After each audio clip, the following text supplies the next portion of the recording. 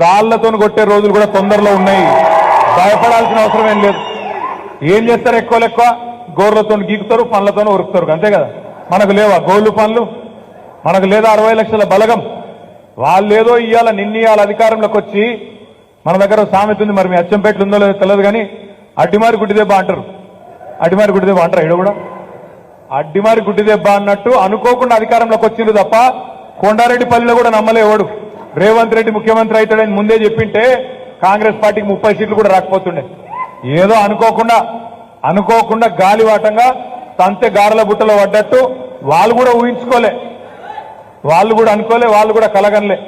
మాకు కూడా చెప్తున్నారు సాటుకు అసెంబ్లీలో, అన్న అమ్మతోటి చెప్తున్నాం, మహబూబ్ నగర్ జిల్లాలో మేము దబ్బన గెలిస్తే 5-6 గెలుస్తాం అనుకున్నాం కానీ 12 గెలుస్తామని కలలు కూడా అనుకోలేదన్నాను వాళ్ళే చెప్తున్నారు మాకు. కాబట్టి వాళ్ళు కూడా ఊహించుకోలే, వాళ్ళు కూడా కలగనలే. అందుకే అసెంబ్లీ ఎన్నికలకు ముందు ఇష్టం వచ్చిన వాగ్దానాలు ఇచ్చింది. ఏమన్నారు? 2 లక్షల ఉద్యోగాలు ఇస్తామన్నారు, 2 లక్షల రుణమాఫీ అన్నారు, అందరికీ అన్ని అన్నారు. కానీ ఇప్పుడు కుడితిల పడ్డ ఎలకలెక్క అయింది పరిస్థితి. అధికారంలోకి వచ్చిండ్రు, ఏం చేయాలన్నో తెలుస్తలేదు. ఒక్క రోజైనా తండ్రి నోటైనా, కొడుకు నోటైనా, అల్లు నోటైనా, బిడ్డ నోటైనా, వాని సుట్టపోని నోటైనా ఈ ప్రభుత్వం మంచి పని చేసింది, ఈ పని మంచి చేసినందుకు మేము అభినందిస్తున్నామని ఒక్క రోజైనా మాట్లాడినరా? పొద్దున్న లేస్తే గవే చెత్త మాటలు, సొల్లు వాగుడు. ఎప్పుడు ఇది పోతుందా, ఎప్పుడు మేము కూర్చుంటామని. ఒక ఆయన అంటాడు ఇది 3 నెలలు కూడా ఉండదని, ఇంకొక ఆయన అంటాడు 6 నెలలు కూడా ఉండదని. నేను చెప్పదలుచుకున్న సన్నాసులను, ఎవడైనా 3 నెలలో 6 నెలలో ఈ ప్రభుత్వం ఉండదు అని గ్రామాలకు వచ్చే మా కార్యకర్తలు వాళ్ళని పట్టుకొని యాప చెట్టు కట్టేసి లాగుల తొండలు ఇచ్చి కొడతారని చెప్పి నేను ఈ సందర్భంగా చెప్పదలుచుకున్నా. ఆ సన్నాసుడు అంటుండు ఎన్నికల కంటే ముందు రేవంత్ రెడ్డి పేరు చెప్తే 3 సీట్లు రాకపోతుండే అని. నేను ఇవాళ ఈ వేదిక మీద నుంచి ఆ సొల్లు వాగుడు వాగే కేటీఆర్కి సవాలు విసురుతున్నా. బిడ్డ, ఇవాళ నేనే ముఖ్యమంత్రి, నేనే పిసిసి ప్రెసిడెంట్ను. రేపు రాబోయే పార్లమెంట్ ఎన్నికల్లో నేను సవాలు విసురుతున్నా. నీ చేతనైతే దమ్ముంటే, నువ్వు మొగోడు అయితే ఈ తెలంగాణ రాష్ట్రంలో బిడ్డ ఒక్క సీటు గెలిచి చూపించు. నీ అయ్యా నువ్వు వస్తావో, నీ అయ్య వస్తాడో మా కార్యకర్తలు చూసుకుంటారు. బిడ్డ, నువ్వు అనుకుంటున్నావా అల్లా తప్పగాడని?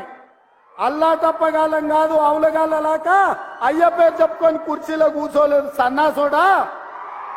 కింది నుంచి కార్యకర్తగా కష్టపడి జెండాలు మోసి లాఠీ దెబ్బలు విని నీ అక్రమ కేసులు ఎదుర్కొని చెర్లపల్లి చెంచల్గూడ జైల్లో మగ్గినా భయపడకుండా, లొంగిపోకుండా నిటారుగా నిలబడి నిన్ను, నీ అయ్యను, నీ బావను బొందబెట్టి ఇవాళ కుర్చీలో కూర్చున్నాం.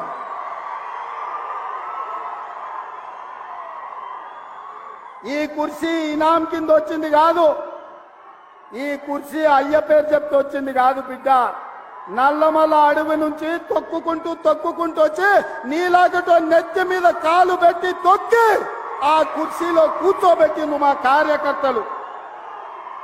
ఇవాళ కుర్చీ ఉందంటే అది మా కార్యకర్తల త్యాగం. ఇవాళ కుర్చీ ఉందంటే మా కార్యకర్తల పోరాటం. ఈ కార్యకర్తలు వీళ్ళు నాకు అండగా నిలబడ్డంత కాలం, నన్ను భుజాల మీద మోసినంత కాలం, నువ్వు కాదు, నిన్ను పుట్టించిన నీ అయ్య కాదు, వాళ్ళ దేవుడు వచ్చినా ఈ కుర్చీని తాకలేరని నేను ఇవాళ చెప్పదలుచుకున్నా. ఇవాళ ఆయన మాట్లాడుతుండు మేము సోషల్ మీడియా ఉంటే మేము గెలిచేటోళ్ళమని. అరే సన్నాసోడా, ఉన్న టీవీలన్నీ సుట్టపొల్లవే కదరా. మాకేమన్నా టీవీ ఉందా? మాకేమన్నా పేపర్ ఉందా? మా అయ్య చూపించుకోవడానికి ఏమన్నా టీవీ ఇచ్చిండా? రాసుకోవడానికి ఏమన్నా పేపర్ ఇచ్చిండా? సొల్లువాగుడు వాగడానికి మాకేమన్నా మైకులు ఇచ్చిండా? సాయంత్రం పూట సేద తీయడానికి జూబ్లీహిల్స్ లో సినిమా వాళ్ళ గెస్ట్ హౌస్లు ఏమన్నా మాకు ఇచ్చిండా? ఏమిచ్చిండా? మా కార్యకర్తలు కష్టపడితే, మా కార్యకర్తలు నిలబడి కొట్లాడితే మాకు ఇవాళ ఈ అధికారం వచ్చింది. ఇవాళ నువ్వు చేసే తప్పుడు పనులు మా కార్యకర్తలు సోషల్ మీడియాలో పెట్టారు. మాకు ఆ ట్యూబ్ అక్కర్లేదు, ఈ ట్యూబ్ అక్కర్లేదు, ఏ ట్యూబ్ అక్కర్లేదు. బిడ్డ నీ ట్యూబ్ లైట్ వలగొట్టే బాధ్యత మాత్రం మేము తీసుకుంటాం. కానీ చివరికి దివాలా జడి యూట్యూబ్ ఛానల్ పెట్టుకుంటామంటుండు. అట్లనే కృష్ణానగర్లో ఏదైనా బ్రోకర్ దందా కూడా పెట్టుకో. అది ఇది రెండు కలిస్తే బాగానే నడుస్తుంది నీ వ్యాపారం. ఇప్పటికి కూడా సిగ్గురాలే. వాళ్ళ కుటుంబం తోసుకుంటే తెలంగాణ ప్రజలు చెప్పు తీసుకొని కొట్టిండ్రు అనే సంగతి ఆయనకు అర్థం కాలే.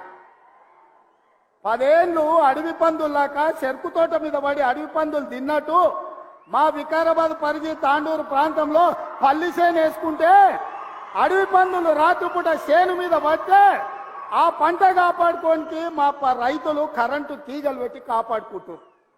అట్లనే తెలంగాణ ప్రజలు అడవి పందుల్లాక తెలంగాణ మీరు తెగమెక్కుతుంటే కరెంటు వైర్లు పెట్టి మిమ్మల్ని కరెంటు తీగలకు బలిచ్చి ఇవాళ కాంగ్రెస్ పార్టీని అధికారంలోకి తీసుకొచ్చారు.